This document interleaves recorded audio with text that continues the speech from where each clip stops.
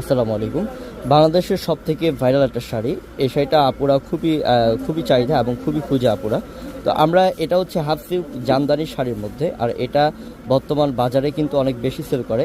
আর আমরা আপনাদেরকে blouse piece সহ দিচ্ছি, মাত্র 500 টাকা অফার দিচ্ছি।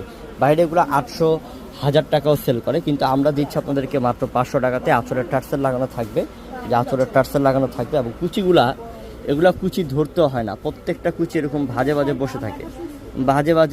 বসে থাকে। কুচিগুলো অনেক সুন্দর এবং হোয়াইট কালারের মধ্যে সম্পূর্ণ মাল্টি মিনাকারি কাজ।